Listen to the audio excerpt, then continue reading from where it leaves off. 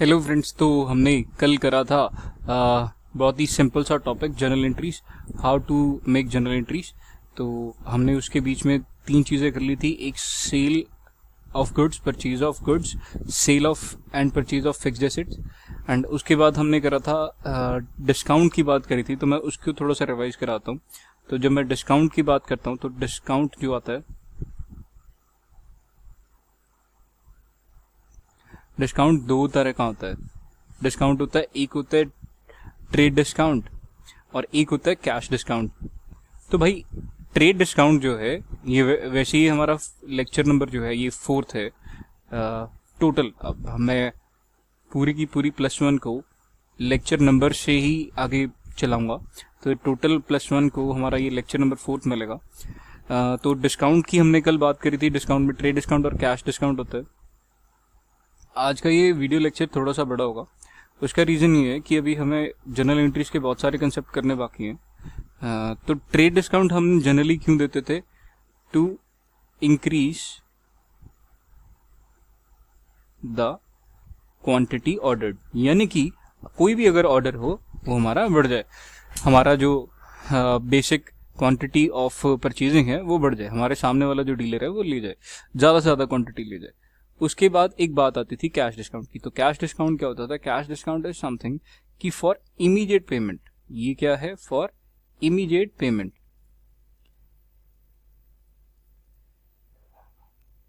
ये immediate payment के लिए आपको कैश डिस्काउंट दिया जाता है।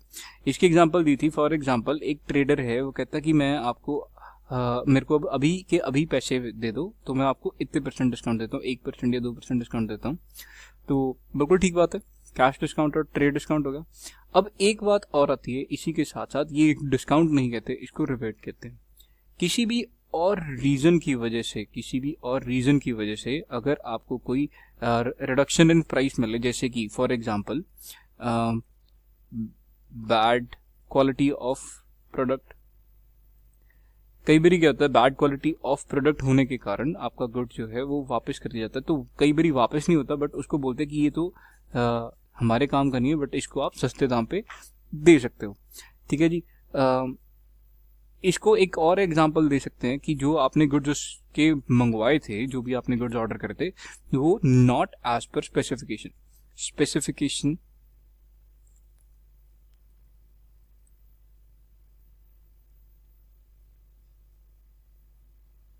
के according goods are not there, मतलब स्पेसिफिकेशन के अकॉर्डिंग गुड्स नहीं है। तो ये बात तो बड़ी सिंपल सी समझ में आती है कि डिस्काउंट, ट्रेड डिस्काउंट, बट इसकी जनरल एंट्री, तो देखिए जनरल एंट्री कैसे पास होगी इसकी।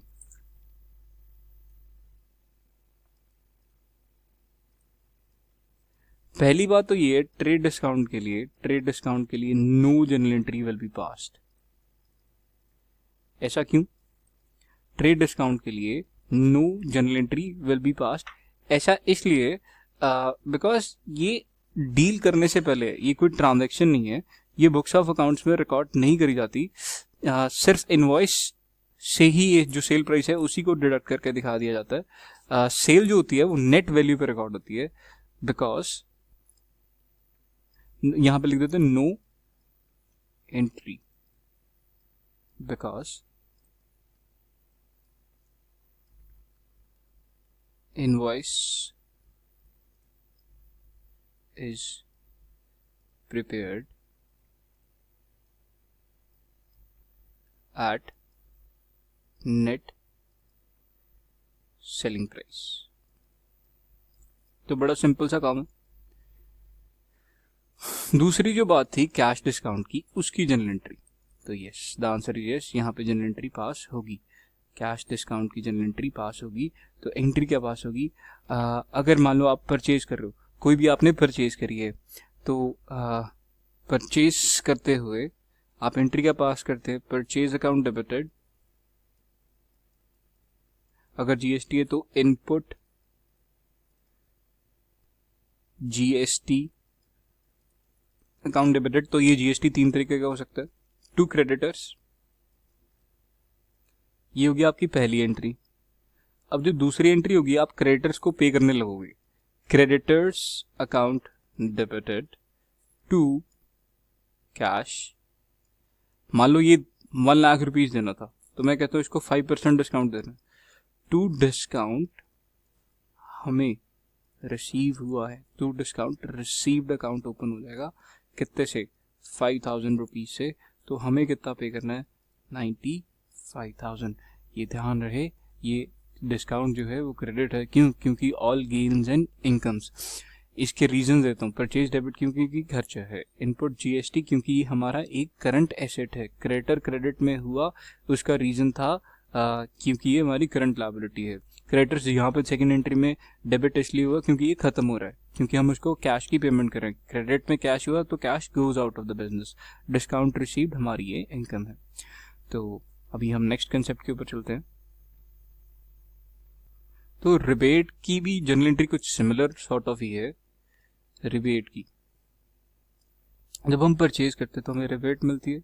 तो सिंपल सी बात है, मान लो अगर हमने परचेज के ऊपर हम किसी क्रेडिटर को पेमेंट कर रहे हैं, तो creditor account debited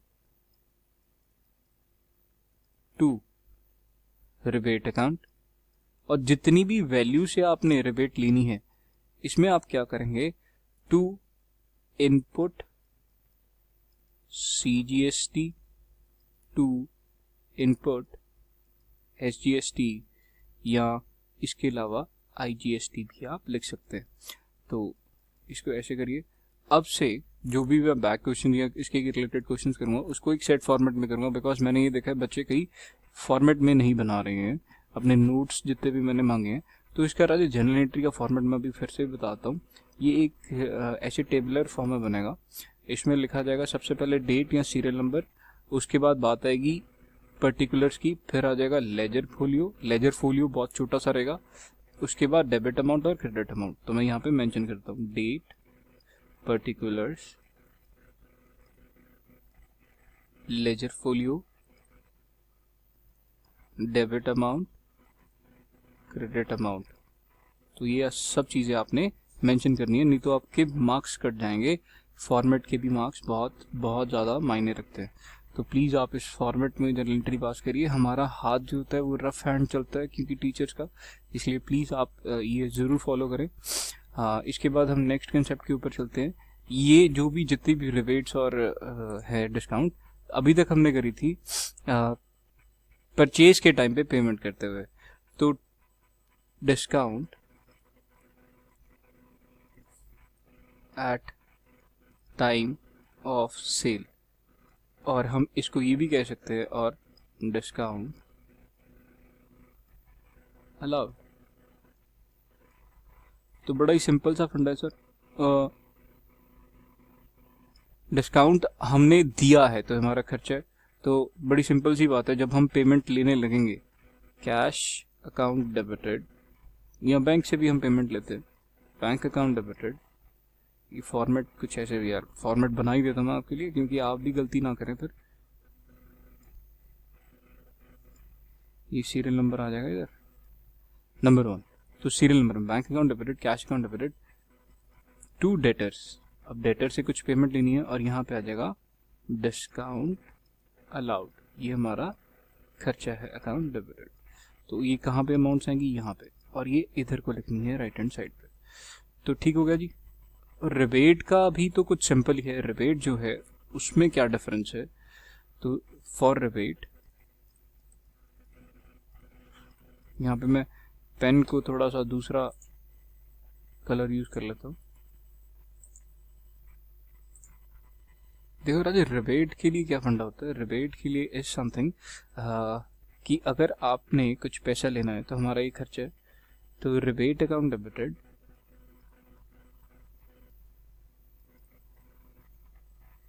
input GST account debited to debtors. तो अमाउंट कुछ इस तरह से आएगी। ये जीएसटी 3 तरीके का भी हो सकता है, तो आपने वो देख लेना। और इसकी नरेशन क्या होगी, बीइंग रिबेट गिवन, और यहां पे भी बीइंग डिस्काउंट अलाउड, ये आना नहीं चाहिए था यहाँ पे, टू डेटर्स। ठीक है जी। अभी तक हमने जो करा वो ट्रेड डिस्काउंट और कैश डिस्काउंट करा, तो इसके एडवांटेजेस क्या हैं, क्योंकि ये थ्योरी मार्क्स में आ सकता है। तो इसका जो एडवांटेज है, ट्रेड डिस्काउंट का जो एडवांटेज है, वो कहता है कि लार्ज क्वांटिटी के लिए इंकरेज करता है, इंकरेज परचेजर को इंकरेज करता है फॉर लार्ज क्वांटिटी।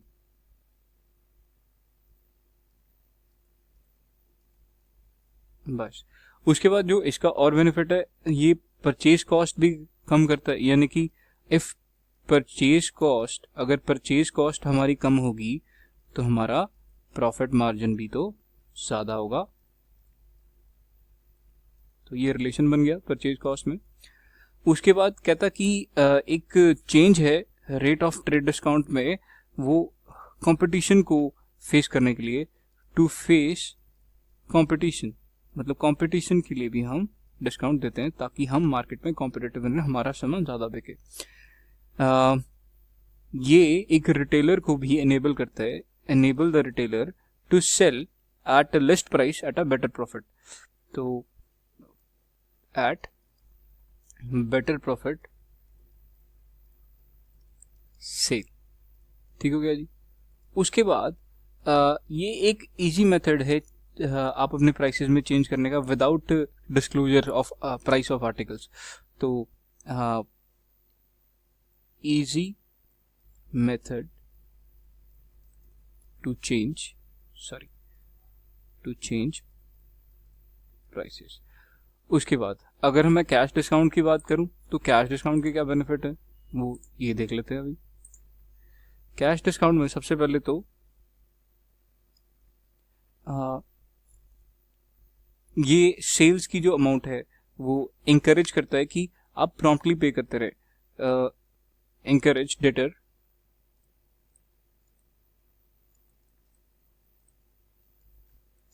टू पे within a fixed time period, मतलब एक फिक्स टाइम पीरियड में पैसे दे। हर बंदे को चाहिए होता है कि मेरे को मेरा पैसा टाइम पे मिल जाए। उसके बाद बैड डेट की जो पॉसिबिलिटी है वो रिड्यूस हो जाती है सेलर के लिए। तो पॉसिबिलिटी ऑफ बैड डेट्स, यानी कि बैड डेट का मतलब होता है कि आपके पैसे डूब जाएंगे। तो बैड डेट्स एक टर्म आगे भी जनरल एंट्री में काम आएगा हमारे। उसके बाद ये इंप्रूव करता है inflow for the better utilisation, improves inflow of cash for better utilisation. आप जितना हमारे पास कैश होगा हम उतना उसको बेटर यूटिलाइज कर पाएंगे। उसके बाद बात करते हैं हमारे पास जो कैश डिस्काउंट है, अगर हम अर्ली पेमेंट, हमें चाहे हम कैश डिस्काउंट देकर ले ले तो हमारी इनकम भी इंक्रीज करता है, इंक्रीजेस इन इनकम्स। उसके बाद अगर बेटर कैश डिस्काउंट है, अर्निंग एनेबल करता है एट लोअर प्राइसेस।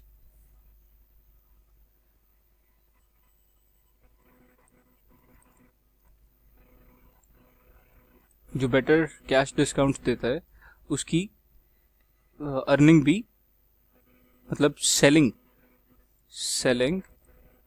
इंक्रीज हो जाती है। तो ये भी एक रिलेशन बनता है। तो आप इसको लर्न करेंगे बिकॉज ये एक रेलेवेंट टॉपिक है। इसी के बाद हम नेक्स्ट टॉपिक करने जा रहे हैं। नेक्स्ट टॉपिक है हमारा स्पेसिफिक ट्रांजेक्शन्स। ये बैड डेट जो हमने अभी पढ़ा उसी की जनरल एंट्री है। तो 3 जनरल एंट्रीज बनती है इसकी, ध्यान से देखेंगे। आगे से प्रोविजन भी है बट हम बैड डेट की एंट्री करेंगे, डेटर्स और बैड डेट्स की एंट्री के साथ साथ। तो फ्रेंड्स हमें पता है कि अब हम डेटर्स कैसे बनते हैं हमारे। तो डेटर्स मैं यहाँ पे लिख देता हूँ। डेटर्स हमारे बनते हैं क्रेडिट की सेल्स पे। अगर हमारी क्रेडिट सेल्स के ऊपर हमें कोई भी पैसा देने से मना कर दे, अगर क्रेडिट सेल्स के पास पैसा ना आए, कैश नॉट रिसीव्ड, तो हम इसको क्या मानते हैं, वो बैड डेट्स हो जाते हैं। अब ये जो बैड डेट्स होते हैं, बैड डेट्स की भी तो कुछ जर्नल एंट्री पास होती होगी, तो ये बैड डेट्स हमारे डेटर्स को कम कर देते हैं, ठीक है जी। तो उसकी जो जर्नल एंट्री पास होती है वो भी देखेंगे। और हो सकता है ये कंसेप्ट में बाद में कहीं जाके बैड डेट्स की रिकवरी हो जाए, कुछ पैसे फिर मिल जाते हैं रिकवर्ड, तो उसकी जर्नल एंट्री हम देखेंगे। तो हम तीनों की तीनों, एक तो क्रेडिट सेल्स की एंट्री देख लेंगे, फिर उसके बाद बैड डेट्स की एंट्री देख लेंगे, एंड देन हम देखेंगे कि डेटर्स के बाद बैड डेट रिकवर्ड कैसे आ सकते हैं, ठीक है जी। चलिए स्टार्ट करते हैं जर्नल एंट्रीज। तो इसका फॉर्मेट बना रहा हूं मैं जी।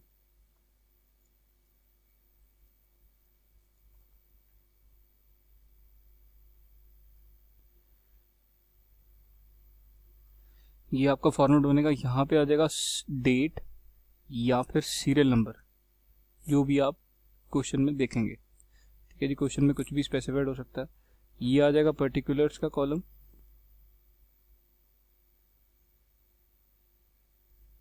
ये आ जाएगा आपका लेजर फोलियो, ये आ जाएगा आपकी डेबिट अमाउंट, और ये आ जाएगा आपका क्रेडिट की अमाउंट।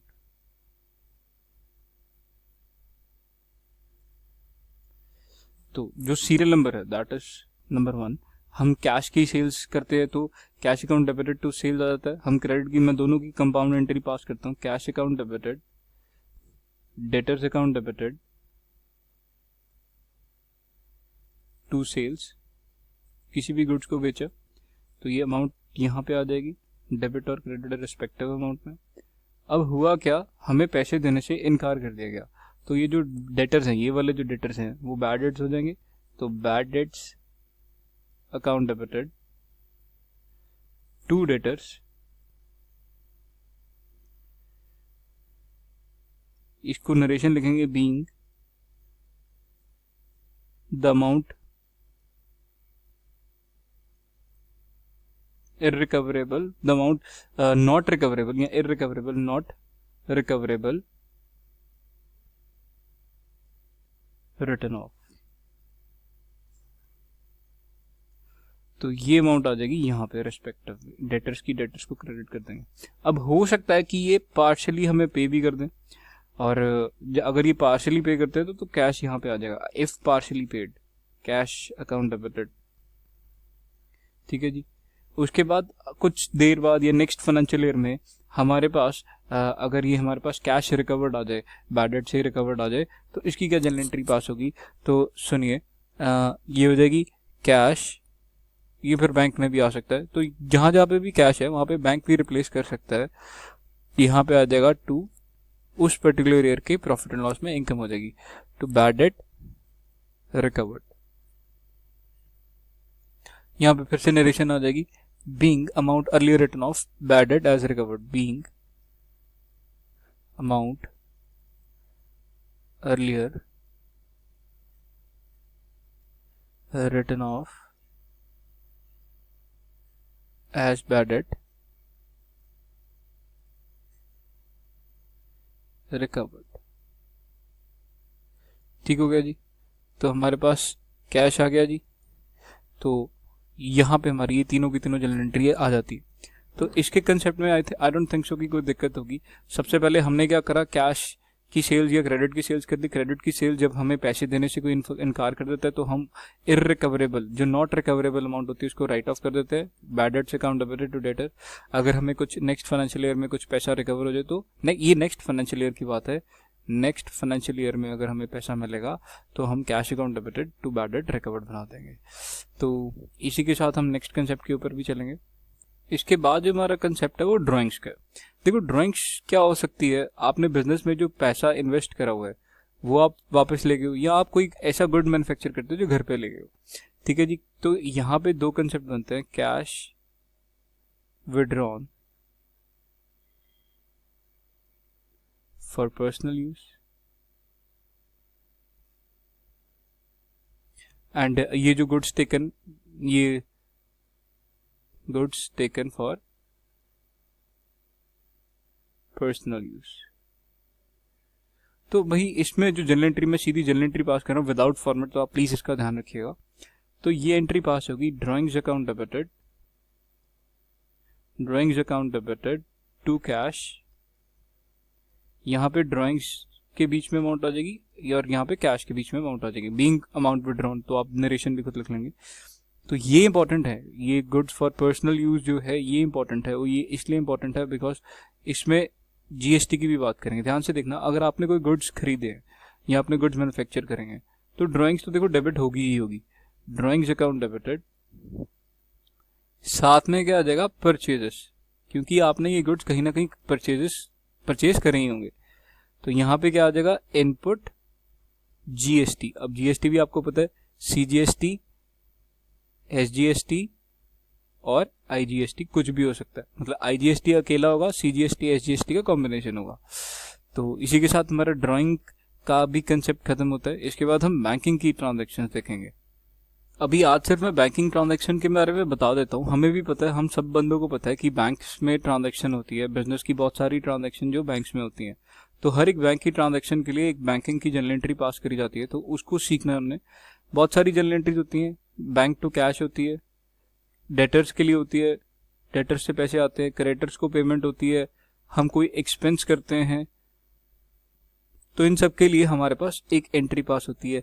कैश और बैंक के बीच में जो एंट्री इन्वॉल्व होती है उसे कंट्रा एंट्री कहते हैं। याद रखना, एक चैप्टर आएगा हमारा कैश बुक, तो ये बहुत इंपॉर्टेंट कंसेप्ट आएगा। डेटर से पैसे ले लिए, क्रेडिटर्स को पैसे दे दिए, एक्सपेंस के लिए पैसे खर्च कर दिए। तो बैंकिंग ट्रांजैक्शन भी इंपॉर्टेंट है। ये नेक्स्ट वीडियो में, क्योंकि आज ज़्यादा हो जाएगा, अगर आप पिछली ट्रांजैक्शंस को भी करेंगे तो बहुत अच्छे से आनी चाहिए पिछली ट्रांजैक्शंस। इसके रिलेटेड आपको क्वेश्चंस और टेस्ट रेगुलर मिलते रहेंगे। प्लीज़ आप मेरे को मैसेज करें, टेक्स्ट करें, चैनल को सब्सक्राइब करें और जो भी क्वेरीज है कमेंट सेक्शन में डालें प्लीज़। और ये बहुत हाईली रिकमेंडेड, ये बहुत ज़्यादा अच्छी वीडियोज़ हैं, इसमें सारा का सारा +1 कंप्लीट हो जाएगा आपका। प्लीज़ ये आप इसको कंप्लीट अच्छे से देखिए। Thank you so much. I hope कि आप इस चैनल को सब्सक्राइब करेंगे और फॉरवर्ड करेंगे। Thank you so much.